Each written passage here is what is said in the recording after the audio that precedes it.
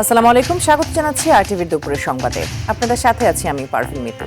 জুলাই হত্যাকাণ্ডের বিচারের নামে কারো প্রতি যেন অবিচার না হয় সে বিষয়ে সতর্ক থাকার নির্দেশনা দিয়েছেন প্রধানমন্ত্রী তারেক রহমান। তিনি বলেন, বর্বর এই হত্যাকাণ্ডে জড়িতদের দেশের আইন অনুযায়ী বিচার করা হবে। রাজধানীর আগারগাঁয়ে বাংলাদেশ চীন মৈত্রী আন্তর্জাতিক সম্মেলন কেন্দ্রে জুলাই জাতীয় সম্মেলনে প্রধান অতিথির বক্তব্যে তিনি এসব কথা বলেন। জুলাই অভ্যুত্থান একক দল বা ব্যক্তির নয়, গণতন্ত্রকামী সব মানুষের অর্জন জানিয়ে প্রধানমন্ত্রী দেশ ও জনগণের ভাগ্যের পরিবর্তনে সবার সহযোগিতা চান। জুলাই যোদ্ধা মোহাম্মদ আমিনুল ইসলাম ইমন, জুলাই যোদ্ধা ইমন এবং শহীদ পরিবারের সদস্য এই জুলাই অভ্যুত্থানে সকল উপস্থিতি সমগ্র বাংলাদেশে শুধু আমার দলেরই নয়, অন্যান্য আরো রাজনৈতিক দল এবং একই সাথে যে সকল অরাজনৈতিক ব্যক্তি যারা 5ই আগস্টকে সফল করেছিলেন তাদের সকলের কাছে বলতে চাই যে আসুন, আমাদের প্রতি স্বৈরাচার যেমন বাংলাদেশের লক্ষ কোটি মানুষের প্রতি স্বৈরাচার যেমন অবিচার করেছিল, আমরা বিচারের নামে কারো প্রতি যেন অবিচার না হয় সে বিষয়টিতেও আমাদের সচেতন থাকতে হবে। ঢাকা দক্ষিণ সিটি কর্পোরেশন এলাকায় বাসাবাড়ির বর্জ্য সংগ্রহের টেন্ডার নিয়ে বাড়তি টাকা দাবি এবং নিয়মিত বর্জ্য অপসারণ না করায় ঠিকাদারদের বিরুদ্ধে কঠোর ব্যবস্থা গ্রহণের হুঁশিয়ারি দিয়েছেন দক্ষিণের প্রশাসক আব্দুস সালাম। সকালে শান্তিনগর বাজারে ক্লিন ডে কর্মসূচিতে যোগ দিয়ে ঠিকাদারদের এই হুঁশিয়ারি দেন তিনি। জানান, ডিএনসিসির আওতায় 70% বাসা বাড়িতে ডেঙ্গুর লার্ভা পাওয়া গেছে। সব জায়গায় পরিচ্ছন্নতা কর্মীরা যেতে পারে না জানিয়ে প্রশাসক জানান, বাসা বাড়ির জমে থাকা পানি নিজ দায়িত্বে পরিষ্কার করতে হবে, তবে সিটি কর্পোরেশন উন্নত মানের ট্যাবলেট প্রদান করবে। এ সময় বিডি ক্লিনের স্বেচ্ছাসেবীদের নিয়ে শান্তিনগর বাজারে পরিচ্ছন্নতা করেন সিটি কর্পোরেশন। নতুন ঔষধ আমরা দেওয়ার জন্য চেষ্টা করছি, ট্যাবলেট। বাড়ির মালিক, প্রতিষ্ঠানের মালিক, তাদেরকে বলবো যে এই ট্যাবলেট গুলো সংগ্রহ করে যে জায়গায় কোনো মানুষ যেতে পারে না পরিষ্কার করার জন্য বা মশার ওষুধ দেওয়ার জন্য, অন্তত সেই জায়গায় যদি সেই ট্যাবলেট গুলো ছড়িয়ে দেওয়া যায় তাহলে আমরা এই ডেঙ্গুর হাত থেকে আমরা রক্ষা পাবো। বছরের পর বছর ধরে লোকসানে চলা রাষ্ট্রীয় প্রতিষ্ঠানগুলো বন্ধ বা বিক্রি করা জরুরি বলে মন্তব্য করেছেন ইনভেস্টমেন্ট কর্পোরেশন অব বাংলাদেশের চেয়ারম্যান ও অর্থনীতিবিদ অধ্যাপক আবু আহমেদ। সকালে রাজধানীর এফডিসিতে ডিবেট ফর ডেমোক্রেসি আয়োজিত ছায়া সংসদে প্রধান অতিথির বক্তব্যে তিনি একথা বলেন। এছাড়া দেশের অর্থনৈতিক প্রবৃদ্ধিকে গতিশীল রাখতে বেসরকারি খাতকে অগ্রাধিকার দিয়ে শিল্প কারখানায় গ্যাস ও বিদ্যুতের নিরবিচ্ছিন্ন সংযোগ নিশ্চিত করার আহ্বান জানান তিনি। অনুষ্ঠানের সভাপতির বক্তব্যে ডিবেট ফর ডেমোক্রেসির চেয়ারম্যান হাসান আহমেদ চৌধুরী কিরণ বলেন, আওয়ামী শাসন আমলে মেগা প্রকল্পের মাধ্যমে উন্নয়নের ফানুস তৈরি করে লুণ্ঠনের অর্থনীতি গড়ে তোলা হয়েছিল। অতি মূল্যায়িত এসব মেগা প্রকল্পের 30 থেকে 40% ব্যয় ভুয়া বলে দাবি করেন তিনি। বিপর্যস্ত অর্থনীতিকে পুনরুদ্ধারে এবারের বাজেট শীর্ষক ছায়া সংসদে ঢাকা কলেজ ও BGMEA university of fashion and টেকনোলজির বিতার্কিকরা অংশগ্রহণ করেন। অপব্যয় ছিল বলে অর্থনৈতিকের অবস্থা এত খারাপ। মানুষ যদি দেখেন বর্তমান সরকারের যে পদক্ষেপগুলো, এই পদক্ষেপগুলো কিন্তু সুরক্ষা দিতে পারেনি বিনোদনের পক্ষ থেকে, সেটা বলবার চেষ্টা করবে। 689 কোটি টাকা স্পিকার। এবার একটি জরিপে দেখা গিয়েছে কেইনসের মতো মানুষ লেখাতে মন্দার সময় সামাজিক নিরাপত্তা প্রাইভেট বিশ্ববিদ্যালয় থেকে এসেছে। মূল্যস্ফীতি যখন চরমে আপনার রপ্তানি হবে, বৈদেশিক মুদ্রা বৈদেশিক হিসাব বৃদ্ধি পাবে এবং কর্মসংস্থান। সরকারকে বিশ্বাস করি, আমরা বিশ্বাস করি যে হ্যাঁ আপনারা পারবেন। আমরা সবই নীতি সহায়তা দিলাম, কিন্তু পাওয়ার এবং গ্যাস কানেকশন পেল না ইন্ডাস্ট্রি, তাহলে তো ওরা কাজ করতে। সুতরাং আমি অনুরোধ করবো সবাইকে, প্রাইভেট সেক্টর কিভাবে রেসপন্ড করতেছে, মুভ করতেছে কিনা, দ্যাট শুড বি টেকেন। 30 থেকে 40% ব্যয় তারা চুরি করেছে, ডাকাতি করেছে, লুটপাট করেছে এবং এই অতি মূল্যায়িত প্রকল্পের অর্থগুলো তারা দেশেও রাখেনি, তারা বিদেশে পাচার করে দিয়েছে। বাংলাদেশ ও আমেরিকার মধ্যকার পারস্পরিক বোঝাপড়া, ইতিহাস, মূল্যবোধ ও চিন্তাভাবনা ভাগাভাগি করে দ্বিপাক্ষিক সম্পর্ককে আরও দৃঢ় করতে চায় বলে জানিয়েছেন বাংলাদেশে নিযুক্ত মার্কিন রাষ্ট্রদূত ব্রেন্টি ক্রিস্টেনসেন। সকালে রাজধানীর শাহাবুদ্দিন পার্কে যুক্তরাষ্ট্রের 250তম স্বাধীনতা দিবস উপলক্ষে আয়োজিত আমেরিকা ফেয়ার পরিদর্শনে এসে তিনি কথা বলেন। তিনি বলেন, এই উৎসব কেবল উদযাপনেই সীমাবদ্ধ নয়, বরং তা বাংলাদেশ ও আমেরিকার দীর্ঘস্থায়ী বন্ধুত্বকে নিয়ে যাবে এক নতুন উচ্চতায়। মেলা পরিদর্শনের পাশাপাশি রাষ্ট্রদূত দুই দেশের নাগরিকদের সাথে শুভেচ্ছা বিনিময় করেন। 250 years ago, 56 of our founding fathers risked it all for freedom, for self-rule, We believe the story of America has inspired many across the world, including many here in Bangladesh, in Bangladesh's own struggle for independence. We want to share more of our history with Bangladesh and just help build that people-to-people understanding between our two nations. Digital প্ল্যাটফর্মের বিভ্রান্তি দূর করতে বিশ্বাসযোগ্য বুদ্ধিবৃত্তিক উদ্যোগ জরুরি বলে মন্তব্য করেছেন তথ্যমন্ত্রী জহিরুদ্দিন স্বপন। রাজধানীর একটি হোটেলে আয়োজিত বৈশ্বিক গবেষণা, সংলাপ ও জ্ঞান চর্চার আন্তর্জাতিক প্ল্যাটফর্ম আল উম্মা জার্নাল ও ওয়েবসাইট এর শীর্ষক আনুষ্ঠানিক উদ্বোধন অনুষ্ঠানে একথা বলেন তিনি। মন্ত্রী বলেন, ডিজিটাল প্ল্যাটফর্মে ছড়িয়ে পড়া বিভ্রান্তি, বিভাজন ও অগভীর আলোচনা মোকাবেলায় জ্ঞান, নৈতিকতা ও দায়িত্বশীলতার ভিত্তিতে গড়ে ওঠা বিশ্বাসযোগ্য বুদ্ধিবৃত্তিক উদ্যোগের প্রয়োজন। এছাড়া আল উম্মা জার্নাল ও ওয়েবসাইট আন্তর্জাতিক আলোচনা ও গবেষণায় অবদান রাখবে বলেও আশা করেন তথ্যমন্ত্রী। মূল্যবোধ মনে করি, যা আমাদের তারেক রহমানের সরকার এবং আমাদের সরকারের বৈচিত্র্যকে ধারণ করার নীতির সঙ্গে সামঞ্জস্যপূর্ণ। যে যার জায়গা থেকে তার কথা বলবেন এবং আমরা সুস্থভাবে সেই কথাগুলিকে বিনিময় করব। এর মধ্য দিয়েই দেশের মানুষ, অঞ্চলের মানুষ এবং বিশ্বের মানুষ তাদের সঠিক পথ খুঁজে বের করবেন। কোনোভাবেই একটি নির্দিষ্ট চিন্তা অথবা একটি নির্দিষ্ট দর্শনের একক আধিপত্য কোনো সমাধান হতে পারে না। সামাজিক যোগাযোগ মাধ্যমের একটি মাত্র ক্লিক, আর তাতেই মুহূর্তের মধ্যে শেষ হয়ে যাচ্ছে বছরের পর বছর ধরে জমানো টাকা কিংবা সামাজিক সম্মান। অস্বাভাবিক কম দামে পণ্য বিক্রি, সহজ শর্তে লোন বা বন্ধুত্বের ফাঁদ পেতে দেশজুড়ে সক্রিয় রয়েছে বেশ কিছু সাইবার অপরাধী চক্র। প্রযুক্তির অগ্রগতির সাথে সাথে এরাও বদলে ফেলেছে প্রতারণার ধরন। ফলে প্রতিনিয়ত সাধারণ মানুষ না বুঝেই পা দিচ্ছেন এই অদৃশ্য ফাঁদে। বিস্তারিত দীপ্তচন্দ্র পালের রিপোর্টে। বাজারের চেয়ে অর্ধেক দামে পদ্মার ইলিশ, চটকদার এমন বিজ্ঞাপনের ফাঁদে পা দেন ভোক্তারা। অগ্রিম টাকা পাঠানোর পর আর নেই বিক্রেতার খোঁজ। আইনের আশ্রয় নিয়েও প্রতিকার পায়নি ভুক্তভোগী। 700 টাকা বুকিং দিতে হবে। 700 টাকা বুকিং দিলে তারপর আমরা ইয়ে করবো, আপনার ইয়েটা পাঠাই দিব। এরকম করে সার্ভারের কথা বলে সার্ভারের নিচ্ছে না, টাকা করতেছে না।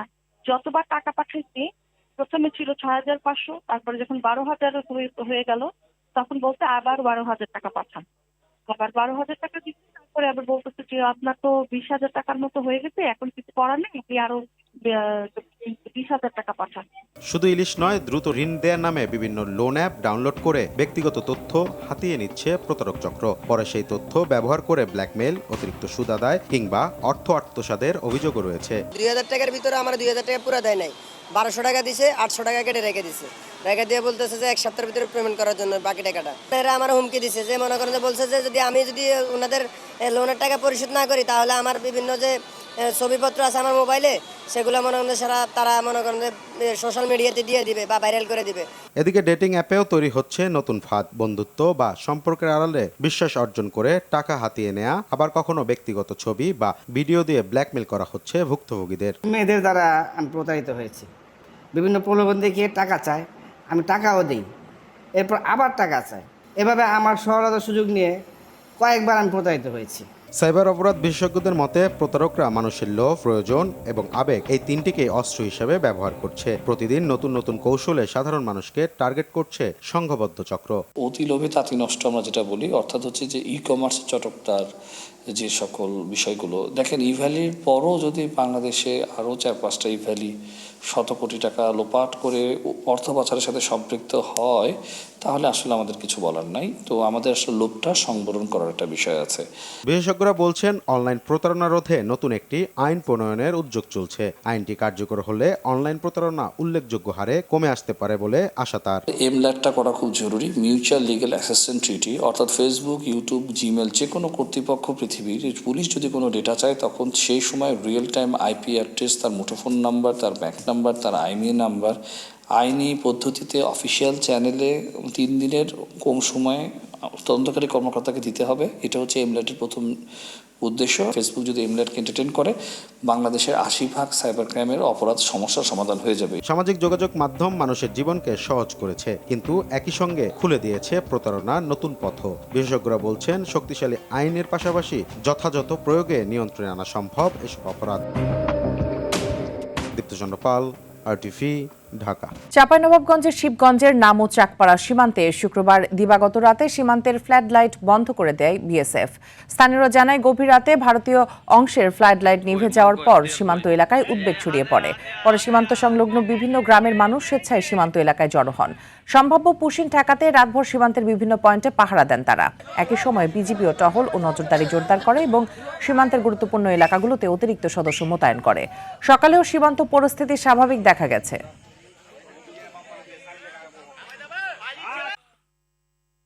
বর্ষা সুরে মুখরিত হল ইস্পাহানি মির্জাপুর বর্ষা যাপন 2026। শনিবার বাংলাদেশ শিল্পকলা একাডেমির জাতীয় নাট্যশালায় দিনব্যাপী এই আয়োজনের পৃষ্ঠপোষক ছিল ইস্পাহানি মির্জাপুর।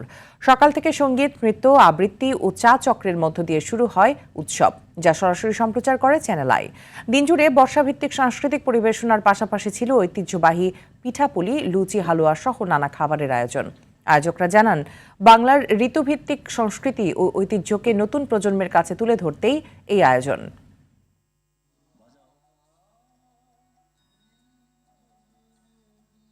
বাংলাদেশের ঐতিহ্য সংস্কৃতিকে ধরে রাখার জন্য এটা মনে করি এটা আমাদের একটা দায়িত্ব, এবং সেই দায়িত্বের অংশ হিসাবে বাংলাদেশের যত ধরনের বাংলার সংস্কৃতি ঐতিহ্য আছে তার ধারণ বাহন করার জন্য এবং তাকে বাংলার প্রতিটি ঘরে ঘরে পৌঁছে দেওয়ার জন্য, এটাকে জনপ্রিয় করার জন্য আমরা প্রত্যেকটি ঋতুরই এখন থেকে আমরা এটার এই উদযাপন শুরু করেছি। রাজধানী ঢাকায় আগামী 16 থেকে 18 জুলাই অনুষ্ঠিত হবে আন্তর্জাতিক বিবিউ টেক এক্সপো 2026। শনিবার আয়োজিত এক সংবাদ সম্মেলনে জানানো হয়, বসুন্ধরা আন্তর্জাতিক কনভেনশন সিটি আইসিসিবিতে অনুষ্ঠিত 3 দিনের এই আন্তর্জাতিক B2B ট্রেড এক্সপোর আয়োজন করেছে WEM বাংলাদেশ লিমিটেড। এতে 8টিরও বেশি দেশে 60টিরও বেশি প্রদর্শক ও 120টির বেশি দেশীয় আন্তর্জাতিক ব্র্যান্ড অংশ নেবে। আয়োজকদের আশা, এই এক্সপোর মাধ্যমে বিউটি, কসমেটিক্স ও পার্সোনাল কেয়ার খাতে বিদেশি বিনিয়োগ, প্রযুক্তি স্থানান্তর এবং স্থানীয় উৎপাদন সক্ষমতা বৃদ্ধির নতুন সুযোগ সৃষ্টি হবে। আইডিএলসি পরিবর্তনের পথে বাংলাদেশ। শিল্প ব্যবসা খাতে নতুন উদ্যোক্তা তৈরিতে লাইসেন্স প্রক্রিয়া আরও সহজ করেছে সরকার। লক্ষ্য, বিনিয়োগ বান্ধব পরিবেশ নিশ্চিত করে নতুন শিল্প ও ব্যবসা প্রতিষ্ঠান গড়ে তোলা। এতে দেশি বিদেশি বিনিয়োগ বাড়ার পাশাপাশি সৃষ্টি হবে নতুন কর্মসংস্থানের সুযোগ। সংশ্লিষ্টদের মতে, এই উদ্যোগ বাস্তবায়িত হলে স্থানীয় অর্থনীতি হবে আরও গতিশীল। বিশেষ করে উত্তরাঞ্চলের শিল্প ও বাণিজ্যে আসবে নতুন গতি, যা দেশের সামগ্রিক অর্থনৈতিক প্রবৃদ্ধিকে করবে আরও গতিশীল।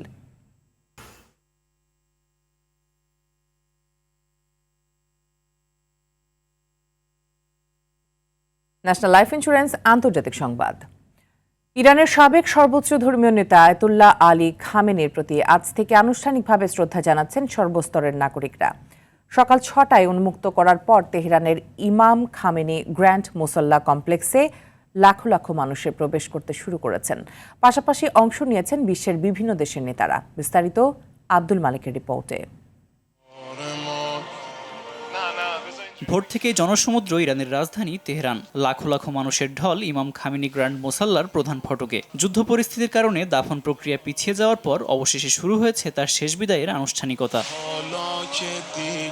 খামেনির প্রতি শ্রদ্ধা জানাতে দূর দূরান্ত থেকে আসছেন ইরানিরা। আগামী 3 দিনে এখানে প্রায় 2 কোটি মানুষের সমাগম ঘটবে বলে ধারণা করছে ইরান। 1989 সালের আয়াতুল্লাহ রুহুল্লাহ খামেনির জানাজার পর ইরানের ইতিহাসে এটি হতে যাচ্ছে বড় জমায়েত। সে সময়ও প্রায় 1 কোটি মানুষ অংশ নিয়েছিল বলে দাবি করে ইরান। ইমাম খামেনি গ্র্যান্ড মোসাল্লায় খামেনির পাশাপাশি রাখা হয়েছে ইরানের জাতীয় পতাকা মোড়ানো আরও 4টি কফিন, যার মধ্যে সবার দৃষ্টি কেড়েছে একটি ছোট্ট কফিন। সেটি খামেনির 14 মাস বয়সী নাতনির। এছাড়া অন্য 3টি কফিনে রয়েছে খামেনির বড় মেয়ে সৈয়দা বুশরা হুসাইনি, মেয়ের জামাই মেজবাউল হুদা এবং বর্তমান সুপ্রিম লিডার মোস্তফা খামেনির স্ত্রী জাহরা হাদ্দাদ আদেল। এর আগে গেল শুক্রবার বিশ্ব নেতারা শেষ শ্রদ্ধা জানান প্রয়াত এই নেতার প্রতি। বাংলাদেশের জাতীয় সংসদের স্পিকার হাফিজউদ্দিন আহমেদের নেতৃত্বে একটি প্রতিনিধি দল তেহরানে উপস্থিত হয়ে শ্রদ্ধা নিবেদন করেন। এছাড়া পাকিস্তানের প্রধানমন্ত্রী শাহবাজ শরীফ, রাশিয়ার সাবেক প্রেসিডেন্ট দিমিত্রি মেদভেদেভ, ইরাকের রাষ্ট্রপতি ও সংসদ স্পিকার, আফগানিস্তানের উপপ্রধানমন্ত্রী ও পররাষ্ট্রমন্ত্রী, আর্মেনিয়ার প্রধানমন্ত্রী সহ মধ্যপ্রাচ্য ও এশিয়ার বিভিন্ন দেশের প্রতিনিধিরা ইতোমধ্যে অনুষ্ঠানে অংশ নিয়েছেন। এ জনসমাগম ঘিরে সর্বোচ্চ সতর্ক অবস্থানে রয়েছে দেশটির প্রশাসন। গুরুত্বপূর্ণ সড়কে যান চলাচল বন্ধ রাখা হয়েছে, সীমিত করা হয়েছে আকাশপথও। তবে নিরাপত্তার স্বার্থেই পুরো আনুষ্ঠানিকতায় অনুপস্থিত থাকছে নতুন সর্বোচ্চ নেতা ও খামেনির ছেলে মোজতবা আলী খামেনি। আব্দুল মালেক, RTV। উৎসব, আনন্দঘন পরিবেশ ও ভালোবাসার মধ্য দিয়ে মার্কিনিরা পালন করছেন যুক্তরাষ্ট্রের 250তম স্বাধীনতা দিবস। 50টি অঙ্গরাজ্য নিয়ে গঠিত দেশটির 13টি রাজ্যই একসময় ছিল ব্রিটিশ উপনিবেশিক। দীর্ঘ রক্তক্ষয়ী যুদ্ধের মধ্য দিয়ে স্বাধীনতা লাভ করে যুক্তরাষ্ট্র। রাষ্ট্রপতি শাসিত সরকার ব্যবস্থায় এখন ক্ষমতায় আছেন 47তম প্রেসিডেন্ট ডোনাল্ড ট্রাম্প। স্বাধীনতা দিবসের ভাষণে এই সময়কে আমেরিকার স্বর্ণযুগের সূচনা বলে মন্তব্য করেছেন তিনি। শুক্রবার রাতে মাউন্ট রাশমোরের ভাষণে ট্রাম্প যুক্তরাষ্ট্রের শ্রেষ্ঠত্ব, কমিউনিজমের হুমকি এবং বিশ্বে তার দেশের সামরিক শক্তি নিয়ে কথা বলেন। এ সময় একদিনে ভেনেজুয়েলাকে হারানো এবং ইরানকে ধরাশায়ী করার কথাও বলেন ট্রাম্প। এদিকে ডোনাল্ড ট্রাম্পের চলমান অভিবাসন নীতির সমালোচনা করে স্বাধীনতা দিবসে বক্তব্য দিয়েছেন নিউ ইয়র্কের মেয়র জোহরান মামদানি। দুপুরের সংবাদ এ পর্যন্ত। জেলার সংবাদ বিকেল 4:45টায় দেখার আমন্ত্রণ রইল। ধন্যবাদ সবাইকে।